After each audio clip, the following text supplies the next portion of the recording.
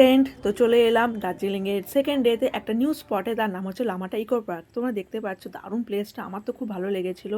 এখানে একটা tree house আছে, ওইখানে গেলাম, দেখার পর থেকে ওইখান থেকে ভিউটা খুবই সুন্দর লাগছিল দেখতে। আর তারপরে নিচে নেমে গিয়ে একটু ডান্স করলাম, রিলস বানালাম। তারপরে আস্তে আস্তে ওইখান থেকে বেরিয়ে একটা নিউ প্লেসে চলে গেলাম, সেটা হচ্ছে লামাটা থেকে আর একটু দূরে ইকো পার্ক থেকে, ওটাও লামাটাই বলছে। ওইখানে আমি আমার হাজব্যান্ডকে ডাকছিলাম একটু ভিডিও করে দেওয়ার জন্য, কিন্তু আমার ভিডিও করতে করতে না থকে গেছিলো বেচারা, কিন্তু কী করব বলো, করতে তো হবেই।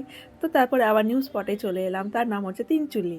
ওইটা দারুণ, এত সুন্দর হাওয়া দিচ্ছিলো, এত হাওয়া দিচ্ছিলো, মনে হচ্ছিলো উড়ে যাব ওইখান থেকে। সত্যি আমার মনটা সত্যি, এখানে বেস্ট বেস্ট জায়গা।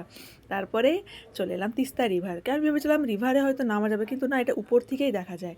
ওইখানেই আস্তে আস্তে তিনচুলি টি গার্ডেন ছিল, ওইখানে একটু ফটো ভিডিও করে নিলাম। তারপরে খুব জোরসে খিদে পেয়ে গেছিলো, তো একটু হোটেলে গিয়ে খাওয়া দাওয়া করে হাজব্যান্ডের সাথে আর একটু পিক্স ভিডিও তুলে আসার পথে ঘুম স্টেশনে নেমে পড়লাম। ভাবলাম টয় ট্রেনে যাবো, কিন্তু তখন ছিল না।